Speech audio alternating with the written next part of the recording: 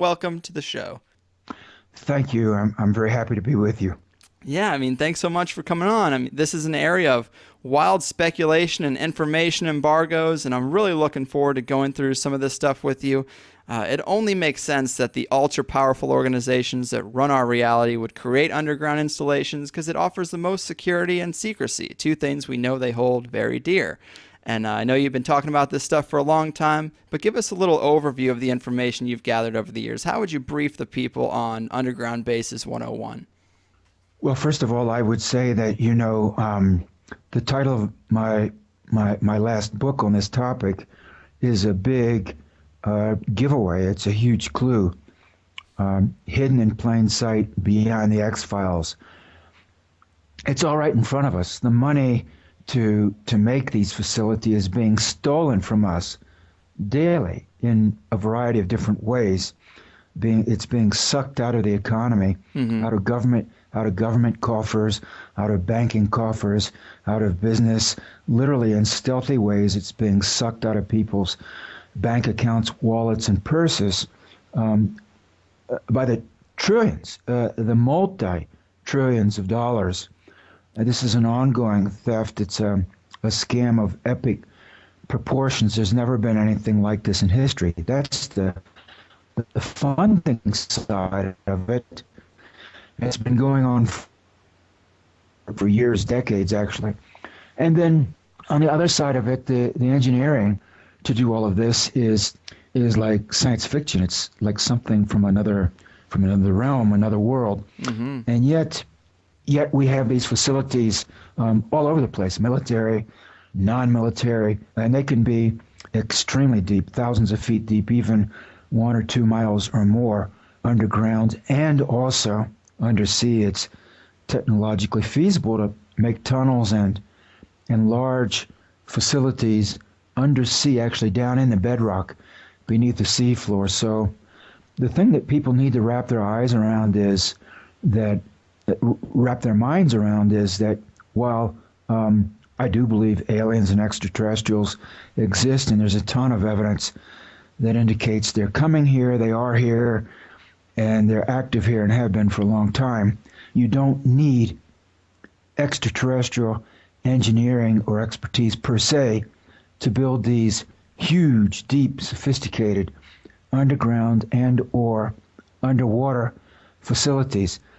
Terrestrial humanity and the large engineering companies and corporations, the huge civil engineering and marine engineering firms, and also the large government agencies with technical expertise have everything they need to make these facilities. And indeed, they are doing it and have been doing it for a long time. And it is a different reality altogether. There certainly are thousands of people involved in making, constructing, maintaining, and operating these facilities. But because of the types of programs and projects that are carried out underground and undersea in great secrecy, these people have very stringent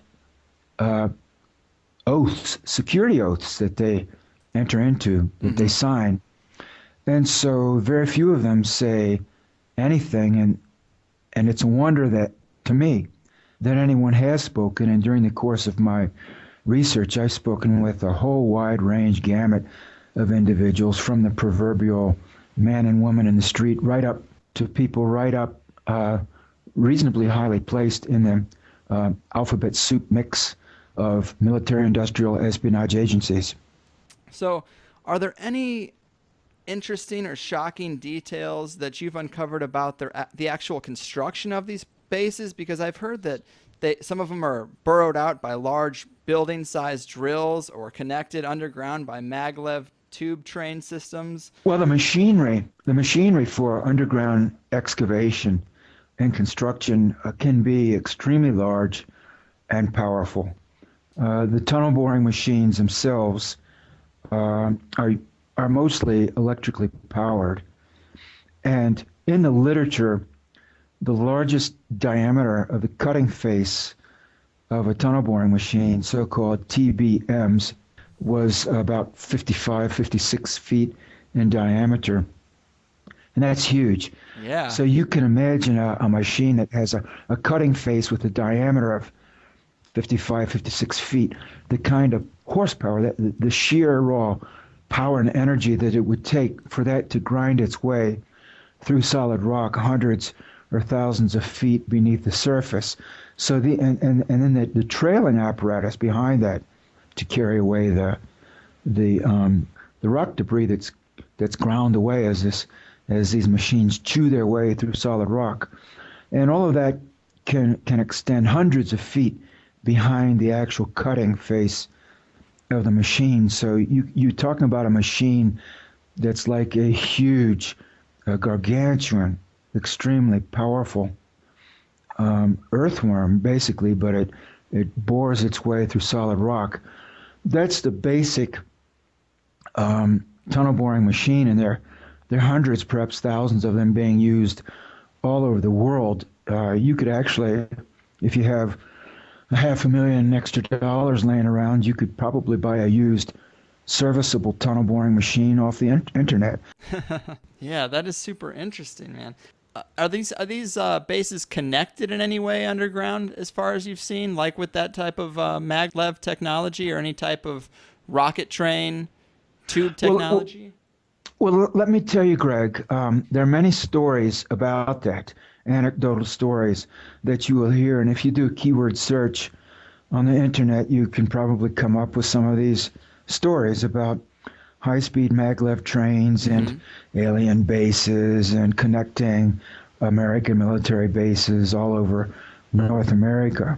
What I can tell you from my research is that there was a concerted period of research in high-speed underground vacuum tube tunnel transport. By vacuum tube, I mean tunnels, long tunnels, hundreds, even thousands of miles long, from which the air has been evacuated, essentially making an extremely long, extremely large vacuum tube.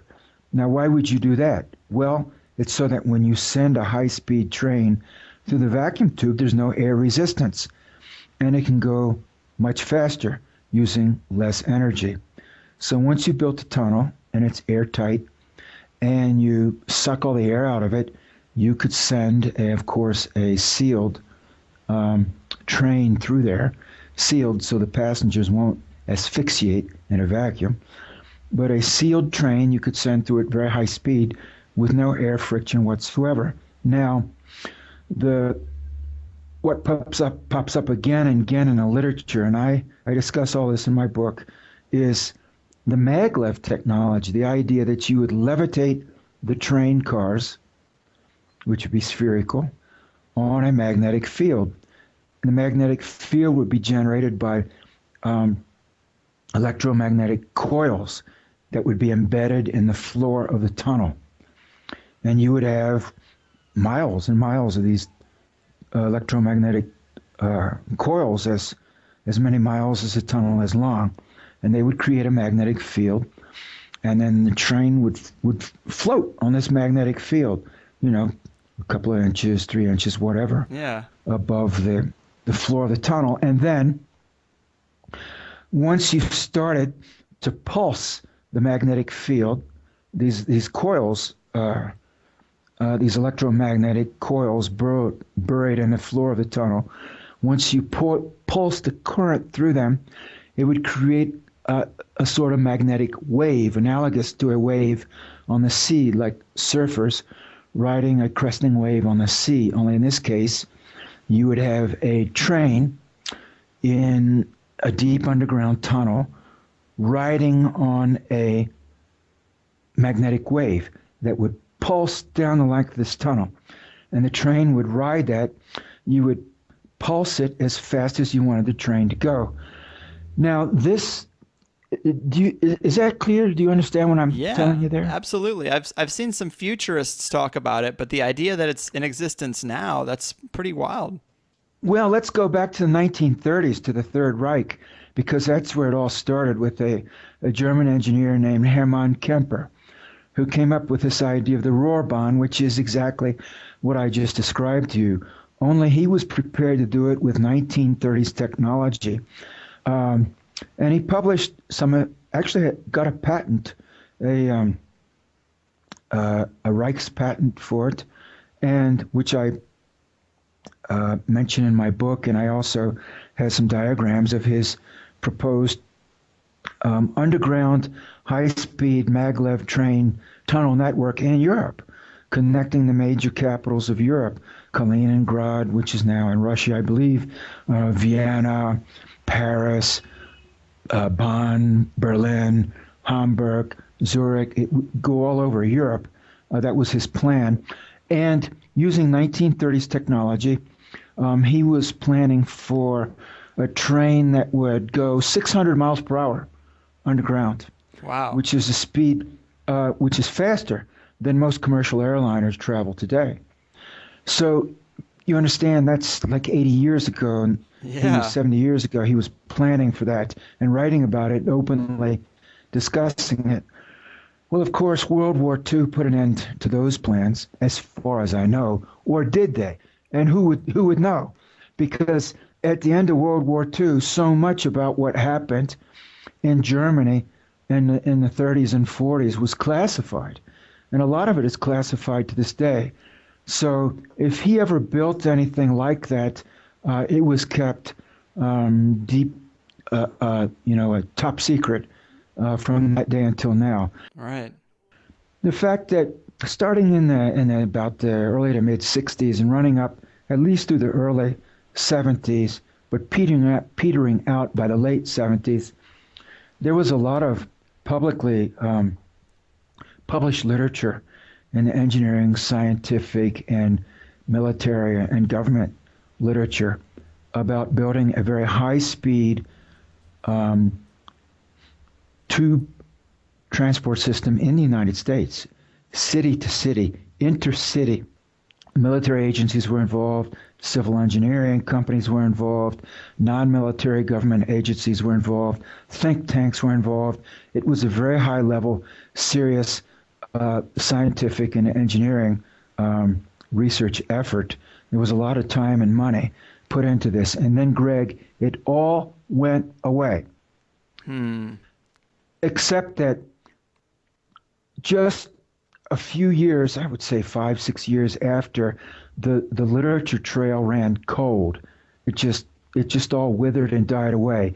And that was when, by the late 80s, you started hearing rumors about a secret underground, very high-speed tunnel system. Isn't that funny? Definitely a Well, correlation there. yes, that's what I think. So my guess is all of the noise died down to a whisper, an inaudible whisper, and they meaning the power structure, the big engineering companies, the military agencies, some of the other government agencies, and of course there would have been banks and financial institutions involved in this, because carrying out a huge engineering project like that costs many billions of dollars. That is true. Hey, let me switch gears on you a little bit here. I want to talk about, we talked about these tunnels. We talked about the finances that have been funneled into the black budgets. I wanted to ask you about maybe what these tunnels can be connecting, because we hear so much about these bases. And as a show that handles a lot of fringe topics, there's very few threads that make my mouth water, like the stories of these stranger aspects that are going on in these underground bases. I'm very curious. I've also heard some rumors that go into the territory of saying there's full underground cities. Well, let me tell you, my research shows unambiguously that the larger of these facilities can accommodate thousands of people. So yeah, they are.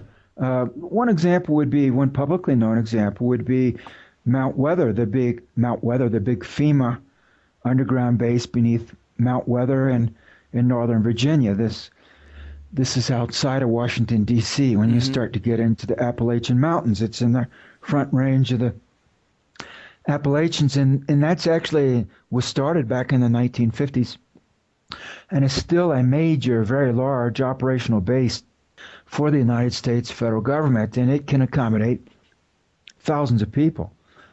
So indeed, and it's way down there. It's the top levels of that base are like 500 or 600 feet underground, and then of course it goes down deeper than that. So these bases can be very deep, very large, and they can accommodate not just scores, not just hundreds of people, but thousands of people living and working in them.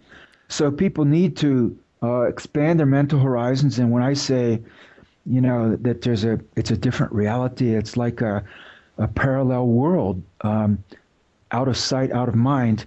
Right. I'm telling the literal truth. And when I say there are unknown thousands of people involved in building, maintaining, and operating, and working in these facilities, I'm not exaggerating. And that's by thousands, I mean many, many thousands. Wow, this is almost like a breakaway civilization. It is, and people like Richard Dolan and Joseph Farrell and Catherine Austin Fitts have been talking about that, and I've been talking about that really myself for the last 20 years, without having ever specifically used that word. But it's like a parallel reality, and how can it be that you have so many thousands and thousands and thousands of people involved in constructing, maintaining, operating, and living and working in these facilities, and virtually none of them talk down to a man and a woman? Well, it tells you that what is going on is really highly secret, that it's very important for the people who are engaged in it, and that the penalties for talking must be extremely severe, Right. such that virtually no one does, and or if they do, they are shut up. Man. So, of course, they're trying to keep these things a secret. Have you ever been able to see beyond the veil to get any indication of what type of activities are going on? Because that's a lot of effort and energy to keep, obviously, some type of experimentation Well, or something a secret. well, well. Let me tell you. Sure, and not all of these bases are secret. Some of them are, and my research indicates clearly that there are secret underground installations. That's an incontrovertible fact. How many? I don't know.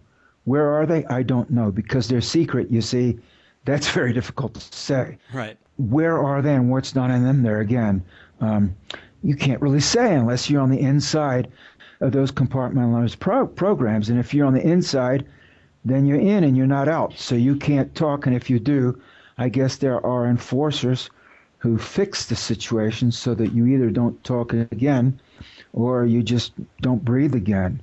Like I said earlier, there's an entire parallel track of reality on this planet. And what's going on? Who's involved? All we can say is not much more than what I'm saying. We got trillions of dollars disappearing, just being sucked out of the global economy, the economy of the United States, but beyond that, of the entire planet. Right. Trillions, Greg, trillions being sucked off into top secret programs. My research strongly indicates that part of that is the underground and undersea bases and tunnels. Yeah, interesting. Richard, time is flying by, and there's so much I really want to ask you about. In particular, I know the people want to hear about some of the weirder aspects of these bases. I mean, we've had a lot of guests that talk about like the base in Dulce, New Mexico, and all That's kinds. propaganda. Dulce, in my estimation, is propaganda, disinformation. Interesting, because the main rumor there is ET involvement. I was wondering if you've heard any stories of ET involvement at these underground bases that you think are credible. Well, I don't think the Dulce base stories are credible, in that I don't think there is a base, as the rumors and stories and legends describe, at or very near the small town of Dulce, New Mexico, which is just south of the border with Colorado. Are there secret underground bases? Yes. Are there aliens underground? I believe there are. Are there joint alien, top secret American military programs or projects underground? I think the anecdotal evidence strongly points in that direction, yes. Is the Dulce story as told true?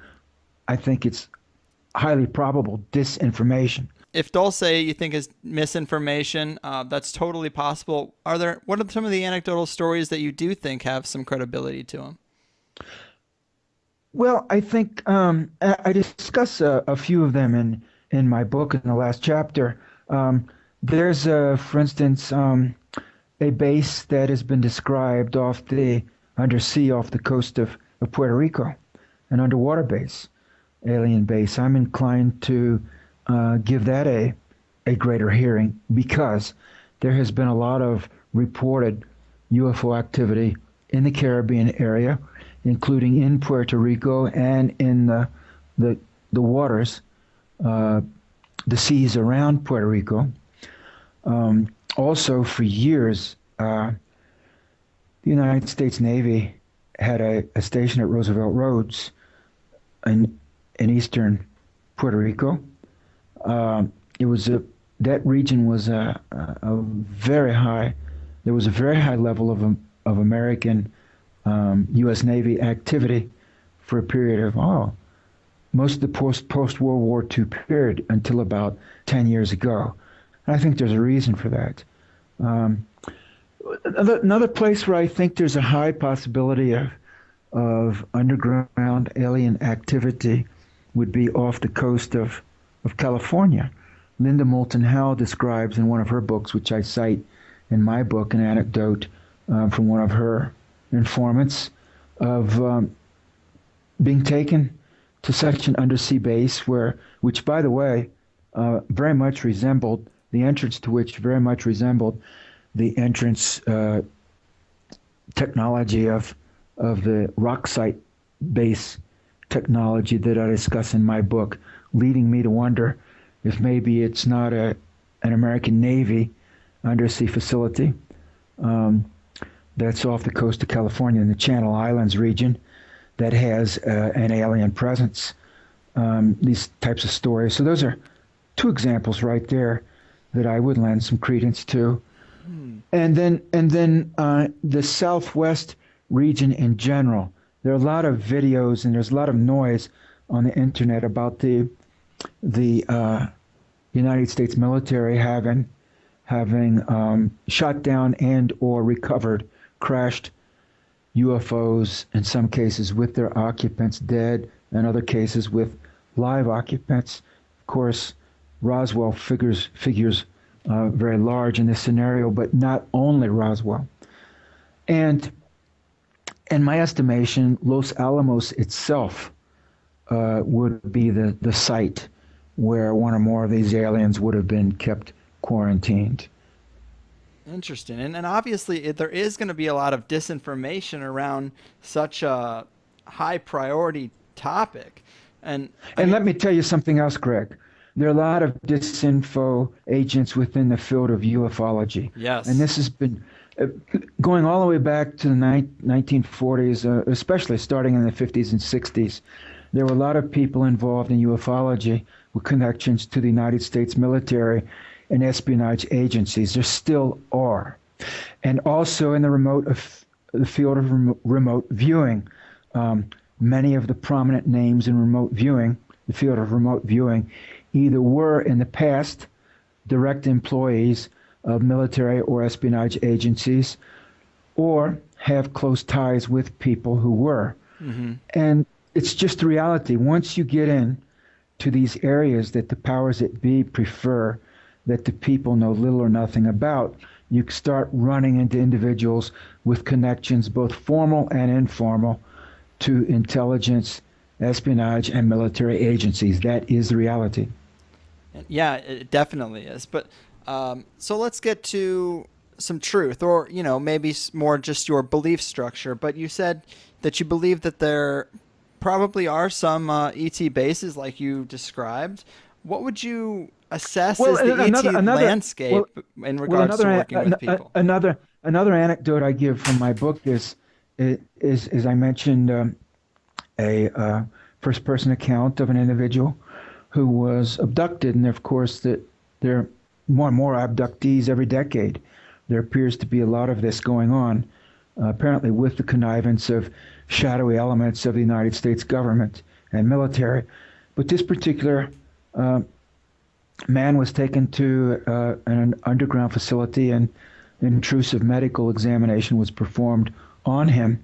He was in something that resembled a medical school amphitheater, and he was being worked on by aliens, but he also saw perfectly normal appearing terrestrial humans with them. So it was a joint alien human operation. That's And he, interesting. yes, well, I mentioned this in my book, and he asked, because he was, of course, traumatized and surprised and puzzled, all of that and more. And so he, as this was going on, asked, where am I? And he was told, you are in uh, an underground base in southeast Kansas. And as he was told that, he got a telepathic vision of being in a deep underground base in southeast Kansas, beneath the Kansas landscape. And and then he said, well, why? And he was told, well, an important procedure is being performed on you that could be for the benefit of you and other people. So he was their lab rat, in other words. And the thing that impressed him was, number one, the facility, and what was happening to him clearly was astonishing. And then beyond that, the fact that, hey, there's aliens and they're working on me, but you know what? There are people here too with them. So I have some of those stories in my book, and I accept that this is going on. I accept that this is part of the underground and underwater basis scenario. There's just a real bizarre aspect of it. I also was contacted by an engineer who's spent his career working in these facilities, the really secret ones, and he actually, frankly, confessed to me that he had amnesiac blocks in his memory. There were things he couldn't remember that had been just weren't there, uh, missing episodes and periods. And this is another thing that pops up is the mind control aspect of this alternate reality. We are so deep into this simulated, artificial, virtual reality, man. This whole planet is rigged and Yep. controlled. We're like in a high budget Hollywood sci-fi production. It's like the whole planet is that way. Mm-hmm. But what he told me was that, and he told me, like in California, Colorado, Nevada, different places, there are these very deep, very large, extremely sophisticated, technologically cutting edge manufacturing facilities that the military industrial complex has established, such that if civilization, so-called civilization, is destroyed, they have the capability, using what's underground, to make whole cloth from beginning to end, a functional automobile, a functional jet airplane, or a train locomotive, or a microwave oven, or a television, a tabletop radio, a cell telephone. You follow me? To Mm-hmm. reconstruct, to reconstruct industrial technological civilization, start from zero and start it all over again, without having to have a 5,000-year cycle of development, starting with, well, we'll rub these two sticks together and make a fire. They don't want to go back to that point. So if they blow up the entire world with nuclear war, or there's a pole shift, or asteroids, whatever, that one or more of these bases will survive, and that they will jumpstart technological industrial civilization, like basically from a mid 20th century, late 20th century start. So it's like, no sweat to them. They'll knock it all down, destroy it all, and start it all over again on their terms. And the other Hmm. thing he described to me was, and I've never seen this in the open literature anywhere. And some of these bases, as he described to me, have entrance tunnels that may be 20, 30, 40, 50 miles away from where the base itself is. Interesting. Now, another area I Now, wanted to ask you there's about. another yes, one more thing he told me, and this gets into the question of cyborgs, which has been discussed a lot in science fiction literature and science fiction films, and more we see discussion in the open literature of marrying DNA to electronic circuits, or wiring computers right into human brains. Right. Uh, Now, he has memories of working with what in vats with what to him resembled large like a slabs of animal protoplasm, like a side of beef Yeah. in a vat, But on the side of the beef would be a keyboard, but it was like a futuristic sci-fi kind of keyboard in which his hands and his fingers would exactly fit. And he was either programming the side of beef or in some kind of connection with the side of beef doing, and this is where his memory blanks out. He can only remember doing it more than once. This was work he did, and he's an engineer, but he can't remember more than that. Oh man, that is weird. I wonder if that has anything to do with the stories you hear of cloning or human animal hybridization going on. Far more than that. My guess would be, and I ran across this in some of my research back at Oak Ridge National Laboratory. This was already back in the 1990s.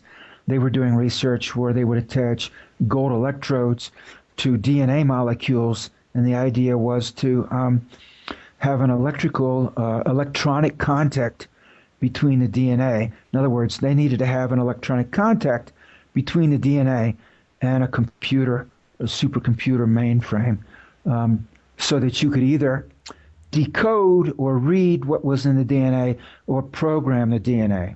Wow. So my guess is they're well beyond that, probably creating their own DNA and programming it to do God knows what. And that could be done on a nano level, Yeah, a microscopic level. that's scary stuff, man. Have you heard any of those stories, or do you put any stock in the stories of human animal hybridization at these underground facilities? Yes, I do. What can you tell us about that? That sounds super interesting. Well, what I can tell you is what I know from the open literature that research in human animal hybridization has been, and not only that, but transgenic hybrid biological engineering has been going on at least since the 1990s. And my guess is extending all the way back to the World War II period. Um, I think the Japanese and the Nazis were involved in this, and probably the Americans too, at least since the 1930s and 1940s. In other words, I think the announcement by Watson and Crick of their discovery of the DNA molecule was probably, in a sense, disinformation too, and that the public announcement of it probably greatly lagged behind what was being done secretly by a period of years or decades. Yeah. And it's also true that the Department of Energy of the United States is the lead agency on this planet for research into the human genome, human DNA. Now, you would think it would be the Department of Health or I don't know, some major biological research institute. No, it's the Department of Energy. I'll tell you their public rationale for doing that. The public rationale is after World War II and the explosion of the first few atomic bombs, it was realized that radiation has a detrimental effect on DNA, on genetic material. So they needed to research that, and that's why they're so heavily involved in researching human DNA. That's the cover story, and there's some truth to that, no doubt about it. I believe the deeper reason is that essentially the most powerful energy in the universe is information. Mm-hmm. Energy at its essence is information. And when you're dealing with, for example, supercomputing, which the Department of Energy is massively involved in as well, you're doing nothing but transfer of information. It's the transfer of information that precedes the employ or release of energy in all cases. Mm-hmm. And early on, I think they realized when they began doing DNA research, the hyperdimensional quality of the DNA molecule. And when you're talking about the engineering of hyperdimensional realities or merely accessing hyperdimensional realities, you were talking about the release or access to stupendous energies of all kinds, Right. imaginable and unimaginable. So you see, the DNA molecule is a hyperdimensional molecule. The Department of Energy is the lead agency on this planet into cutting edge research into not only human DNA, but DNA in general. And so, what I'm telling you is when you get into the realm of working with and through DNA, you open the doors to the magical kingdom within, to the to universal, whatever knowledge, power, information. There's just no end. That's what I'm telling you is just like a Alice in Wonderland reality that we're dealing with here, and it's not, and for that reason, this keeps popping up again and again in the underground basis. This biological engineering, genetic engineering, cloning, hybridization of humans and animals, and beings in vats full of amniotic fluid being cloned, and you run into this again and again and again. I have just read and heard these stories again and again. I believe that at least some of them certainly must be true. Man, that is fascinating. There is another area that I wanted to ask you about. There's a lot of speculation about wild things going on in secret chambers under the pyramids of Giza and the Giza Plateau in Egypt. Are you able to shed any light on what might be going on under the surface there? First of all, uh, what you see in Egypt today are the highly eroded and ruined remnants of a majestic civilization that existed there thousands of years ago. Pharaonic Egypt, in other words, dynastic Egypt, that for mainstream historians and Egyptologists begins about 4,500 years ago, um, or at the most 5,000 years ago, is just a remnant, as magnificent as that was, Right. just a remnant of what went before, according to my research and my understanding.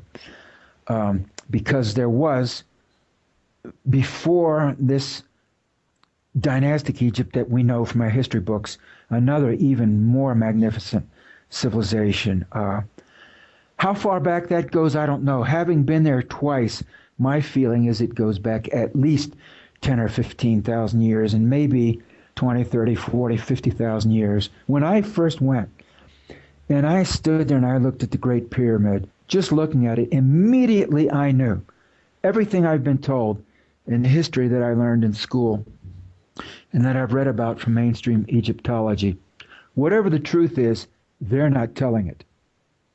Hmm. Because once I just had a body knowing that no way, whatever they say happened, it's it's not that way. It's far older, and however they say it was done, it wasn't done that way. And beyond that, it's true. There's quite a lot underground. When I studied Arabic for a year, beginning Arabic, when I was doing my PhD, and my instructor was a Egyptian military intelligence officer. So I asked him about the pyramids. At that time, I hadn't been to Egypt, and I asked him about the pyramids. I said, "Is it true that there's something underneath them?" And he said, "Yes." And I said, "Well, what?" And he said, "Well, there's just multiple levels, miles of tunnels and chambers under the Giza Plateau." And this is my first time hearing that, and it kind of rocked me back on my heels. And I said, "Well, really, has anyone explored it?" And he said, "Sure." And I said, "Well, who?" I said, "Well, he said the Egyptian army has been all through there, sent their reconnoitering teams all through there, and then locked it all off and blocked it all off with armed guards." And so I've subsequently learned and read and spoken with other people, and indeed that's true. There's quite a lot beneath the Giza Plateau. What you see topside is part of it, but there's more beneath. Well, why doesn't mainstream Egyptology say much of anything, if anything, about what's beneath? It's because there's a cover-up, Greg. It's a thousands of years long cover-up about not only Egypt and Giza and not only what's below the ground, but what's inside in detail, other chambers in the major pyramids. This whole planet is involved in a cover-up. This whole planet is a black operation. There's just disinformation everywhere. Yes. So, so what I everywhere, up, down, and sideways, and we don't even know the planet that we're living on. People think, well, I live on Earth. I pretty well understand what's happening here. No, you don't. You don't know Yeah. 1%. You don't know 1% of what's happening here. And yet we all, I won't say we all because I don't anymore, but I would say the vast majority of people walk about just automatically assuming that they know what's happening, and they don't. So anyway, the stories about things underground in Egypt, oh, hell yes. I mean, there's an awful lot underground in Egypt. What do you think they're trying to hide? Previous technological civilization, man. Yeah. What are there any details you can give us about what they might have found down there? Well, what I've been told on the QT is that, well, what you can read, and you can even find some of this on the internet, is that the Arab historians, which are very little listened to or studied in the Western world, Indian historians aren't either, I mean from India, but the Arab historians, and even more so the Indian historians, have quite a lot to say about the previous cycle of civilization or civilizations, which were very advanced. In the case of Egypt, this one of the stories that the Arab chroniclers have left us down through the centuries is that there was a huge global cataclysm approaching. And of course, people who study this now realize that there have been a repeated series of global cataclysms over a very long period of time. Mm-hmm. But evidently, this is the most recent one, or one of the most recent ones. There was a king named King Saurid, and this was many thousands of years ago. He learned through his seers that there was a huge cataclysm that was going to just pummel the earth in the relatively near future, in a period of years. And it was going to be absolutely globally devastating. If I had a guess, it would be the destruction of Maldek that they probably observed, and there was a lag time before all that debris from Maldek being the planet that used to exist between Mars and Jupiter, and exploded thousands of years ago, evidently in interplanetary warfare. People can read the books of Joseph Farrell, or go online and read The Ages of Uras, U-R-A-S, Anton Parks, A-N-T-O-N, last name P-A-R-K-S. People can Google his name. He has some information about that. Joseph Farrell has written about some of these things, and others. But my guess is that there was this interplanetary warfare, and with the destruction of Maldek, they knew all of these debris from this exploded planet would come down the gravity well from half a solar system away and blast the Earth. And so he gave orders to have the Great Pyramid constructed as a repository of all of the wisdom and knowledge of the world at that time. And it was done. His name was King Saurid, S-A-U-R-I-D. And this was done. And the Arab chroniclers have kept this story down through many centuries. The Western historians, I've never heard it mentioned until I did my own independent research. But if you go and you actually read the dynastic succession, the kings before the deluge, some of them had fantastic lifespans and reigns, thousands of years. Then there was the deluge, and everything changed. Afterwards, people became more normal, like we know them today. Now, it's interesting that on the Great Pyramid itself, when in the medieval period, when the Arabs finally broke in by brute force, clearly there are secret entrances to the Great Pyramid from underground, for example. But when the Arabs broke in from above ground with brute force, they found in the passageways inside the Great Pyramid, like 150, 200 feet up, thick encrusted salt, which would be consistent with the sea having covered that area at one point in the past, and then as the sea subsided, there would have been a lot of evaporated salt left behind that was in the seawater. And there's other evidence in Egypt of, for example, the oasis of Fayum, which is now out in the desert, southwest of Cairo, of Giza. It's a good 2 or 3 hour drive. There's an oasis out there, but it is a landlocked arm of the sea. In the past, the Mediterranean Sea extended down there, and it doesn't today. You see, it's all over the thousands of years dried up. So in the past, thousands of years ago, the geography of that region was far different, looked far different vegetation, different landscape, the waterways, everything was just 180 degrees different than it is today. Now it's just sand and desert from horizon to horizon. Was not that way 10,000, 11,000 years ago.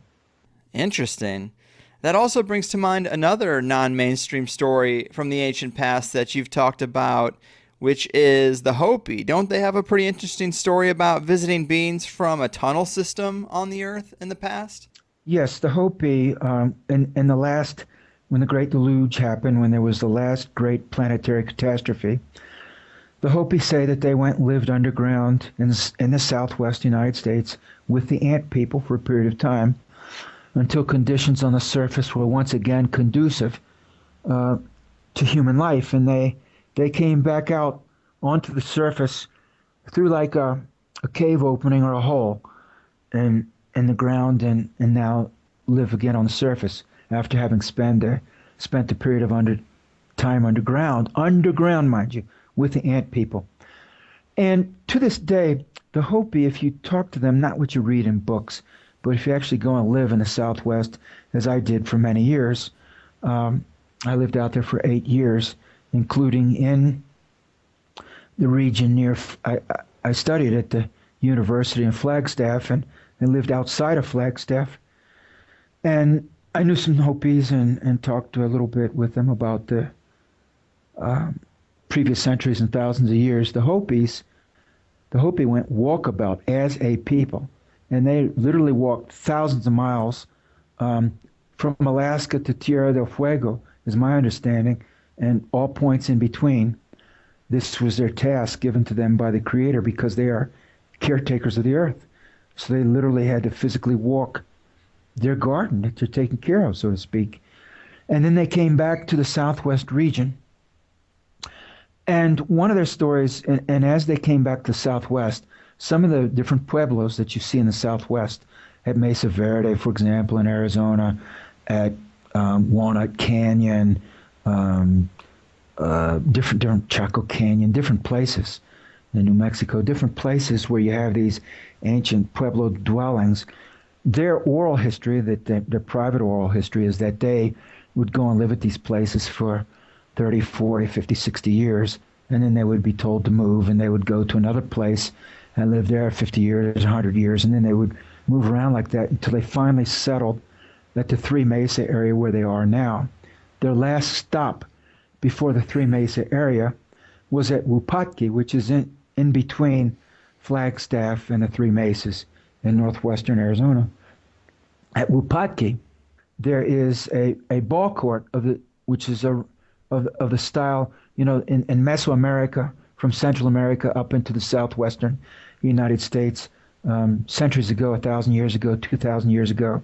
There was a ball game that they played where the male players used a kind of heavy rubber or leather ball, and they booted it with their hips through hoops that were at the ends or sides of the ball court. This game is not played anymore. Mm-hmm. And that is the most northern known ball court in the Mesoamerican ball playing region there at Wupatki. And right beside the ball court, there is a hole in the ground where the wind is always blowing in or out. It's an entrance to a vast underground cave system right there. Wow. I've gone many times. It depends on the air pressure. When there's low air pressure, the air blows out from underground. When there's high air pressure, the air blows into underground. And I mean days on end. And the story of the Hopi is that there's an underground area there where they lived. And when they came out in a hole on or near the side of the Grand Canyon. And that's the story. I believe it's true as told. Yeah, that's so interesting. I'm always fascinated by those old stories of intelligent species that are might not even be human that are from within the earth. There's a lot of old Yes. cultures that talk about that. It's a really interesting thread.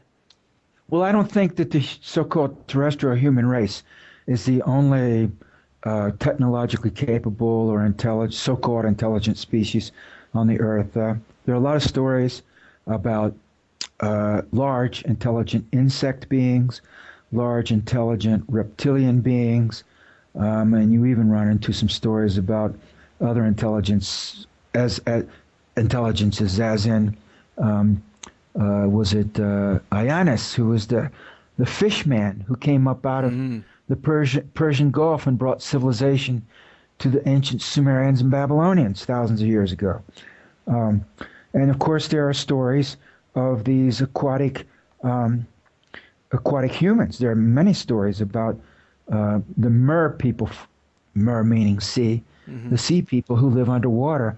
There are many stories from many cultures around the world of mer people, human beings who live underwater, or human-like beings who live underwater, and also, surprisingly enough, there are even some modern-day sightings from time to time of mer people. So I don't rule out at all that there could be one or more aquatic species of humans or human-like beings. Yeah, I am really curious if there's any ongoing communication with these species, maybe in secret, because it just seems like a wealth Well, of I think so. potential. And I think so. I think so. I think at the least probably the Russians and the Americans have communication with them, and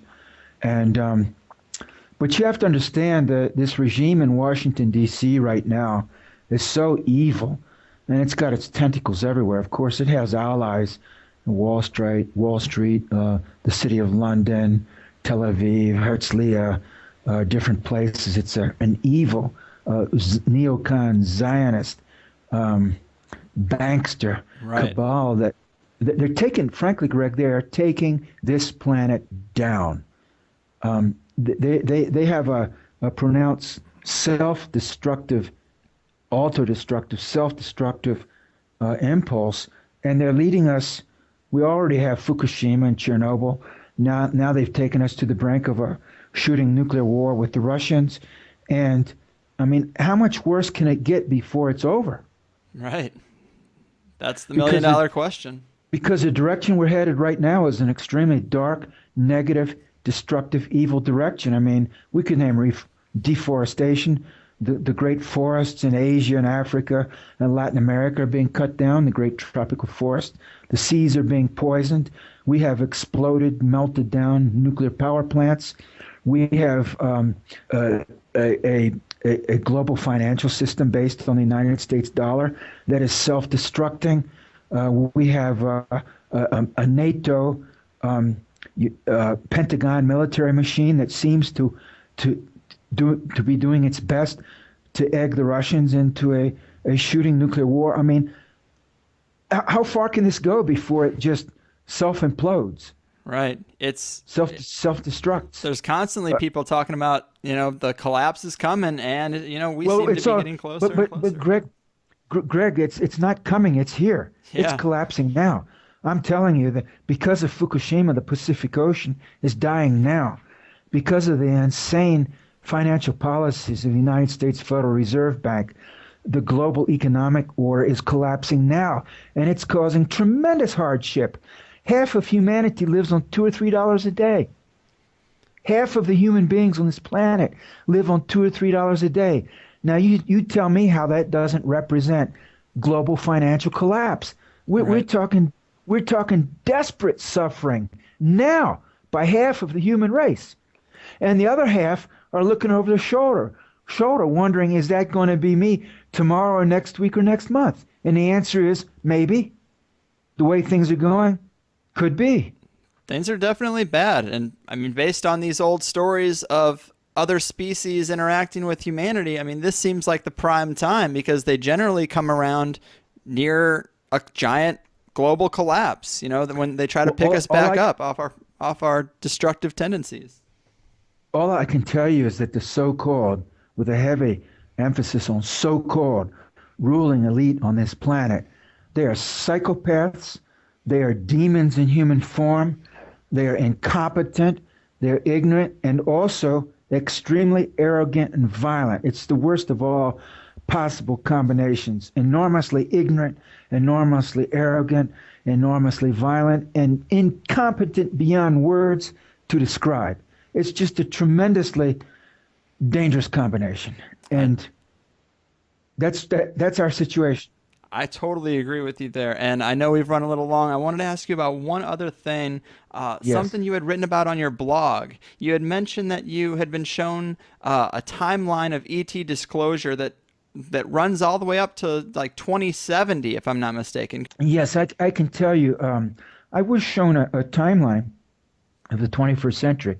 This is some years ago, with a special emphasis on extraterrestrials and their interaction with this planet and our interaction with them. Now, understand, extraterrestrials are are there now. They're here now. There are other planets with civilizations on them, and there have been for millions and billions of years. What I'm talking about is the opening of global mass society to these realities. The reality already exists. What doesn't exist is a mass awareness on the part of global humanity of the reality. For whatever reason, we have been put in a total state of ignorance and amnesiac forgetfulness and kind of sealed off from the rest of the galaxy. I don't know why, but we have been for Hmm. thousands of years. And what I was shown is that as this century progresses, that is going to change. Exactly how it's going to change and who's going to do it and what their motivation is, I can't speak to that. There are many players and actors, both on the part of extraterrestrials. There are myriad extraterrestrial civilizations and factions with with with many different motivations and agendas. Just as on this planet itself, there are many different power factions with different motivations and agendas. So however that power faction aspect of it works out, I don't know. But what I was shown is that generally between now and about 2020, 2025, for all I know, it could happen this year. But over the next 10, 15 years, 10 years, say, there'll be more and more of an awareness of life on other planets and other civilizations such that it won't be viewed as strange anymore. It'll be more and more viewed as, oh yeah, everybody knows there are other planets and there's life on other planets. And hey, you know what? There's ET civilizations on other planets. That'll be the first step. And we're part of the way there already. Hmm. I mean, there are more and more people with that kind of knowledge now.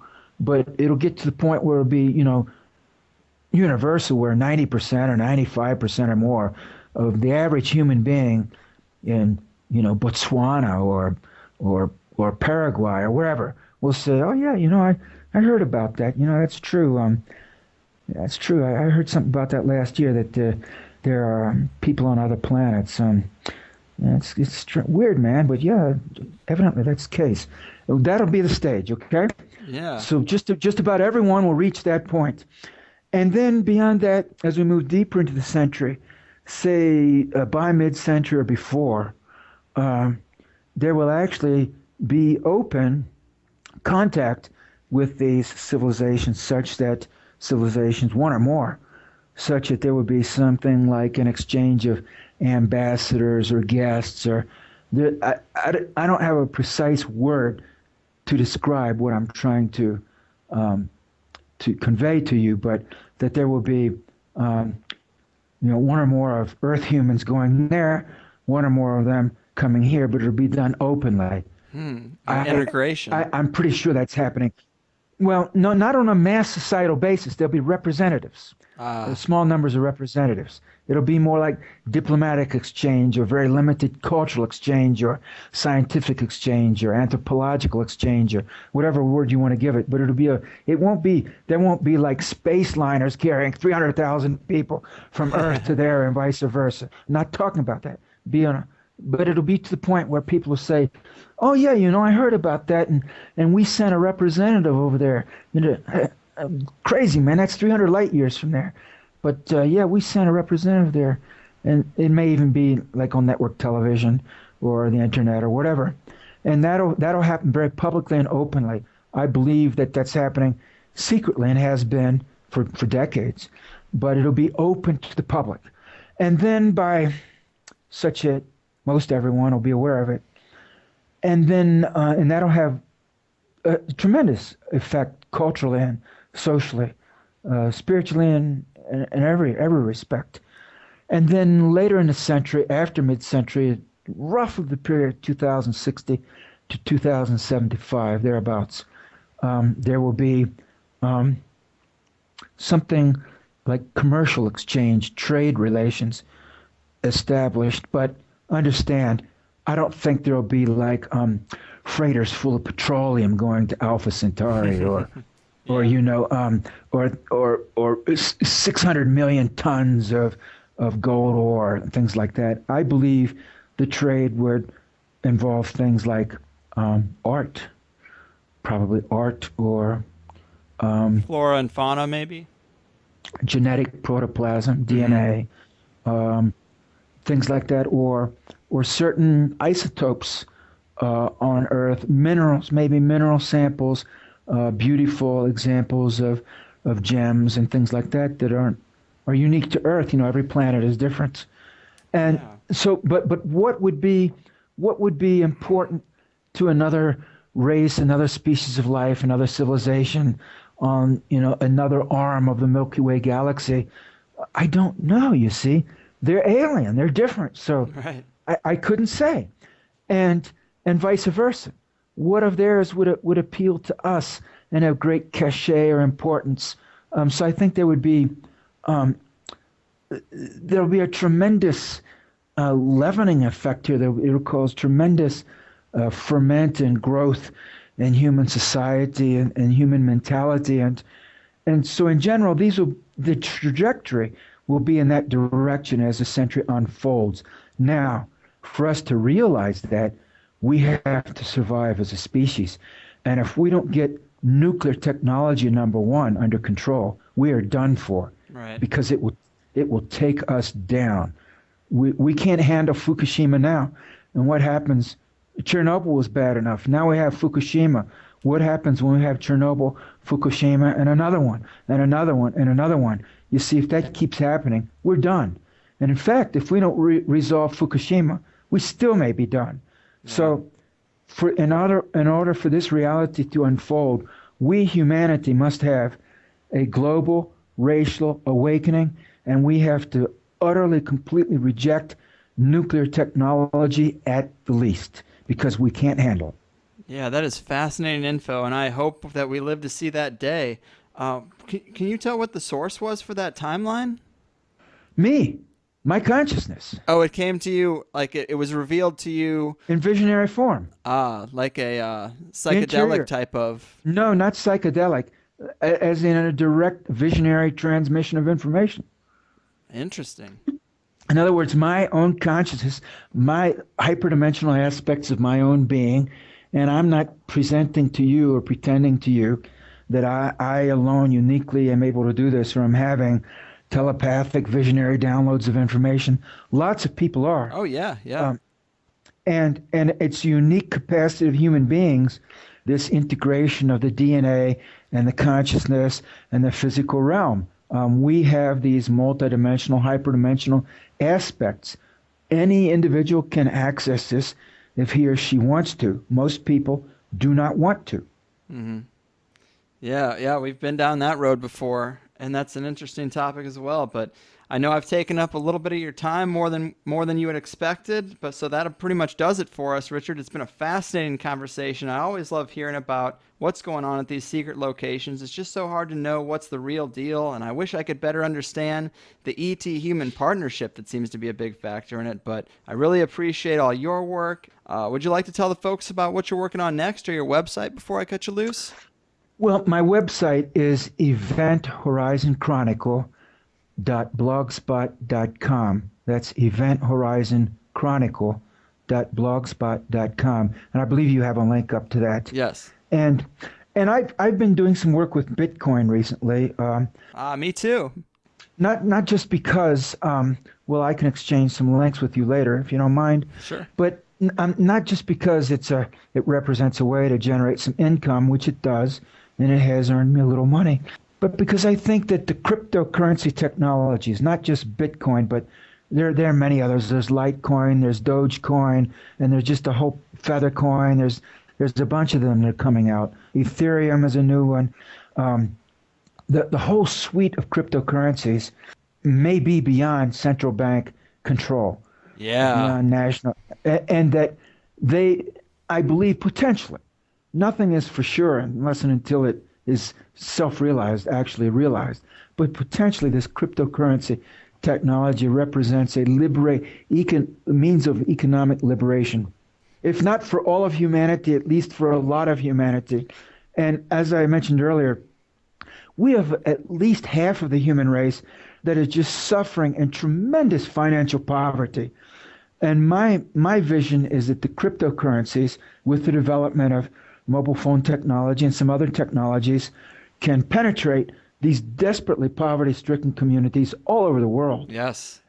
and uplift them. A lot of times they're stuck within a currency, within a government that's, like you said, impoverished. And Bitcoin allows those people to partake in a economic structure that's beyond that. And I think it is the most Potentially. yeah, Potentially. it is potentially the only thing I see that could get us beyond the control of the banksters. So I get really upset when I see people being super cynical about it, because I'm like, if you're going to be cynical about Bitcoin, then give me some other option, because this is the best source I see for potential freedom. Listen, if they're so cynical about Bitcoin, why do they have a bank account? Why are they carrying around a wallet or a purse with folding paper money? Why do they have a credit card? Because if you want to be cynical about economics and so-called finance, then why would you even be associated with this corrupt banking structure we have now? Amen, man. Hey, well, thanks again. It's been a great show. I've had a great time talking to you and making your acquaintance. Keep doing what you do, man. Hopefully we can have you back in the future. Thank you. I appreciate it, Greg. Best of everything to you. All righty. Take care, Richard. Richard Sauter, ladies and gentlemen. I thought I'd